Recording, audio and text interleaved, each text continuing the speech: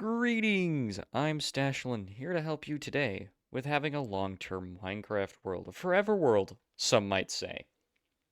Now, this seems to be a very common topic that a lot of people want to talk about, and a lot of people express wants of having a forever world. It's very common. Now, there's tips and tricks for the basics, but not if you want to do it in hardcore, if you're like a cool person. Come on. Anyone can live a long term in survival. You can die and respawn. Hardcore is where the challenge is, right? So, how does one do it?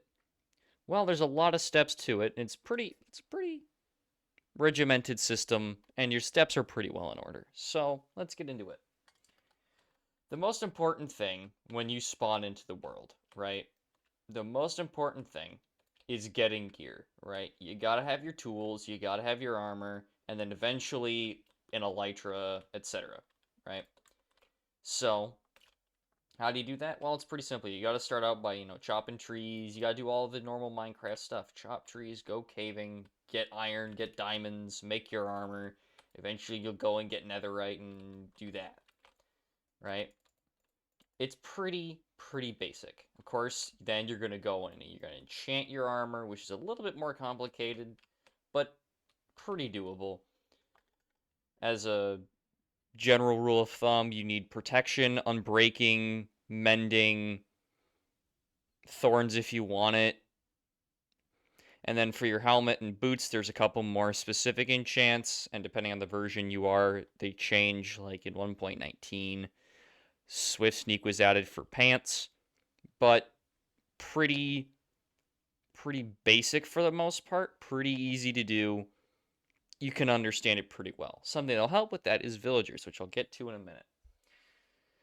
Now, if you're starting your hardcore world in 1.14.2, you can get what is called God Armor, in which case, if I show you here, I have armor with all 4 protections on it, as you can see, right? If I look at the chest plate, here's a idea of what your chest plate could look like. One of the protections plus unbreaking and mending.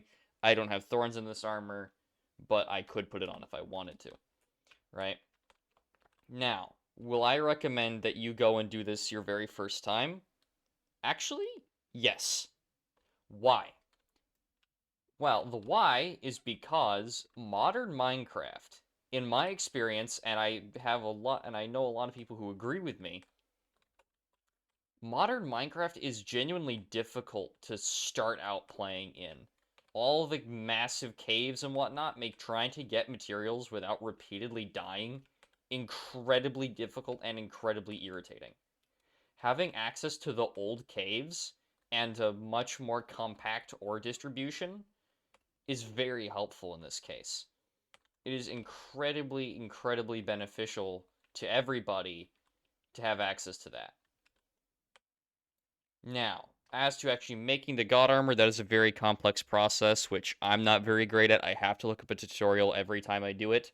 I'll leave some links in the descriptions for like tutorials, good tutorials that are explaining how to do it, how the process works, because if you do it like me and you just try and willy-nilly do it, you're probably going to get a too expensive message on the anvil, which I've definitely done and then had to start over, which I think we can all understand is incredibly expensive because I have to go and I have to get another set of diamond armor, get all these levels back, get more enchanted books. It's a pain.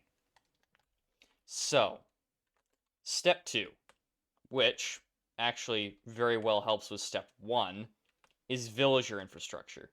If you want to have a long-term world, villagers are a necessity.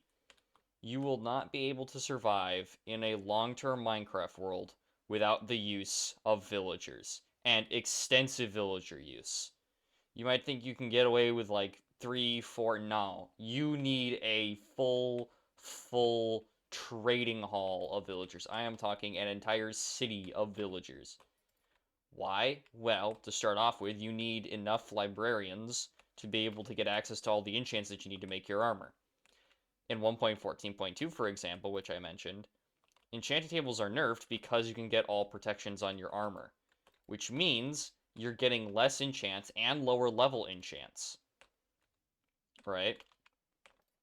Which means you need more books, because if you're going to make the armor and it actually last and be good armor, you need to have all the enchants that you're looking for. If you don't have all those enchants, well, the armor isn't that good, is it? Right? So you need to have access to lots and lots of villagers. So you need villagers for making money. There's a couple of good ways to do that. Selling sticks is really good if you've got an iron farm, which we'll get into explaining that in a minute. In the next step, step 3, which is other infrastructure. So iron, any villager that buys iron, which is toolsmiths, armor smiths, and weaponsmiths, they all have a trade where they buy iron. Any of those are good if you have a good iron farm, right? If you cured villagers that buy and sell books and bookshelves,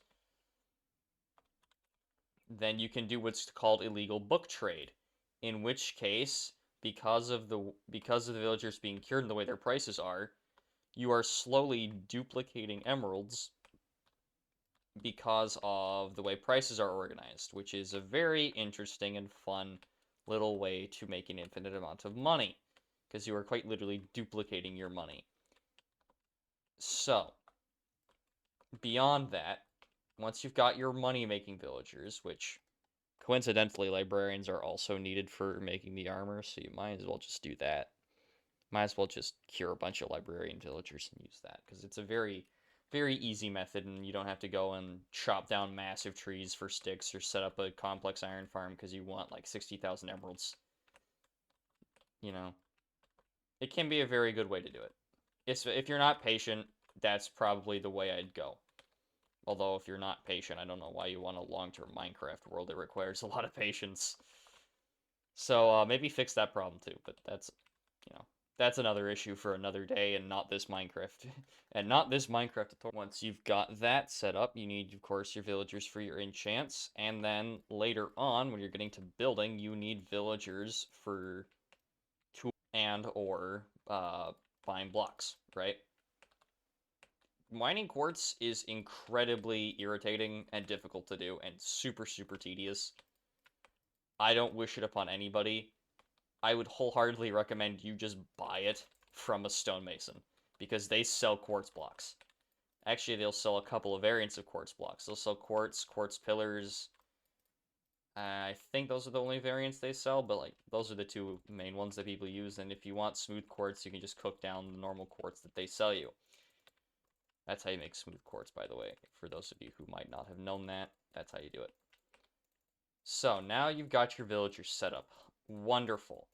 Step 1 and Step 2 are complete. Well, now that I've got villagers and all this other stuff, can I start building?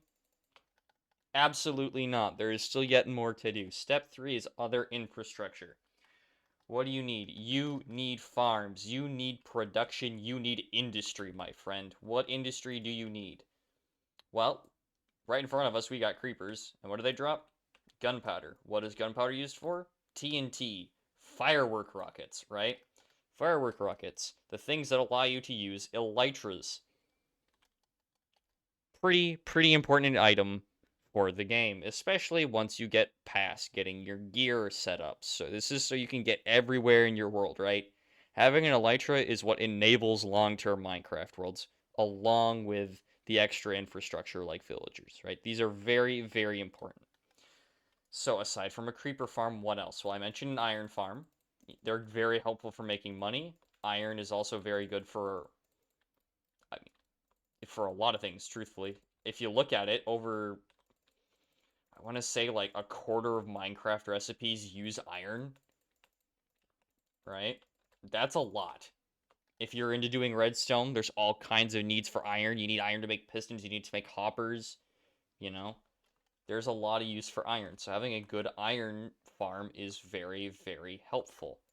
What else? A gold farm can be good if you want to set up a bartering farm, which is another great way to get materials, especially nether materials. And another good way to get raid farms can be good. They are very dangerous. I would say unless you know what you're doing, don't use a raid farm, or at least not an AFK raid farm. Use one like I use where it's more of a raid funnel and it just drops down the mobs to you when you're sitting in like a hole deep in the ground or whatever, you dig down 23 blocks so that they're one hit by the time they hit the ground in front of you. That style of farm is very good. I wouldn't argue with that whatsoever. I'd say that is perfectly safe. Those you can use without issue. You'll be completely fine. What else is on top of that? So, Enderman farms or some other kind of farm for XP, incredibly, incredibly important. XP is a driving factor in this game. You'll want it to name things. You'll need it to, enchant something. There will always be a need for XP, I assure you. You might not realize it. You might be like, well, I'm already done enchanting my stuff. There will be a time when you're like, oh, shoot, I just accidentally broke my pickaxe. Or, oh, shoot, I need another shovel or an axe. Or I want to name this animal that I found so it doesn't despawn, which is very important. If you're moving mobs for a project or whatever it is that you're doing, there's a lot of reasons you need to name something so it doesn't despawn. There's a lot of reasons you would do that. So XP farm is incredibly important. Plus, truthfully, you need XP to use mending. So there's another reason you always need XP. So all items you have don't break or become completely unusable. Another great reason to need XP. Last super, super important farm. The rest, honestly, are up for debate in my mind. Maybe let me drop a comment down below and tell me what you think. But the last and most important farm, you need to have stable access to food. Starving to death is possible in hardcore. It is the only version of Minecraft where it's possible, where if you don't eat, you will die eventually. If I were to just stop eating these golden carrots, mind you, it would take me like an hour to lose all the saturation I have and finally start losing hunger bars. But if I waited long enough, I would starve to death, and this entire Minecraft world, which I've been on for almost 3,400 days now, it would all be gone. All this hard work I put into this world, completely deleted, gone, disappeared, never to be played on again. Okay? And then sugarcane as well, for rockets. Forgot about that one. Sugarcane for your paper. Very important. That goes with the gunpowder farm, truthfully. If you want to combine the two, in modern versions, of course, we have crafters, the auto crafter block, which allows you to combine two different items. So if you set up an automated sugarcane farm plus an automated gunpowder, well, you can't really, there's ways to automate gunpowder farms, but they're difficult to say the least. So if you want to use that, that is also an available option.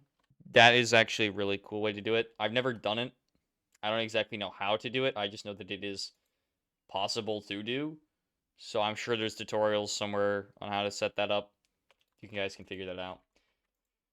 So now on to step 4. This is where you can get into building. You can start doing things. You can start expanding your Minecraft world. Now, what do I build? Well, that's really up to you, right? And I have done a video on this, but coming up with like building ideas, staying motivated, it can be difficult, 100%. Some people are just not naturally creative like others, and so coming up with build ideas can be difficult. Some tips with that: whenever you do get an idea, of course, write it down so you don't forget it. That is huge. Making sure you hold on to the ideas that you have is going to allow you to continue playing in your world for longer and doing more. So use that to your advantage, 100%. As apart from farms, there's no one specific things I can tell you you need to build. You don't have to build a villager hall, but of course it can be very helpful for organizational things and keeping your your villager usage and your time spent on villagers more efficient. And there's all manner of ways you can build a villager hall. You can go as basic or as detailed as you want, right? This is your Minecraft world, and there's so many Minecraft videos about building villager halls and different ways to build it. Just build it. Just build what you want to build. And a tip with that would be, if you have a build style picked out that you want to use for this world, if you want to build a specific style, medieval, keep the villager hall in that style, Just an idea. which that right there is a very helpful way of determining how you want to build things. Determining a build style that you want to do. Maybe you want to build in, maybe you have a desert world and you're like, okay, I want to build in an ancient Egyptian style. Awesome, go for it. Go have fun building your pyramids, putting up your wells. Building desert pathways to wherever your stuff is. That's gonna play out for a great world. Build small oases in places, right? Picking a build style can help determine what kinds of buildings as well as how the buildings will look. So that can be helpful. Aside from that, there isn't a lot of things I can really say as to knowing what to build and where. It's hard to say. And every Minecraft world is so personal because of this, but what I can say on that matter is certain things like there are things that can help with organizing so you know where you want to place builds. You having access to a map like this. Mind you, this is a mod, of course. I don't expect you all to have this. But having a map available to you like this is very, very helpful. You can see what your world looks like. You can figure out how you want to place things, where you want to place things, and what you want it to be like, right? I mean, we do this with cities in real life. Why I don't It's perfectly logical that we would also do this in Minecraft. Not that you have to build a city, of course. You can use this for anything. So that's one thing. If you want to do lore, writing a story for your Minecraft world is a great way to keep yourself motivated to coming back, keep building, and adding to your world.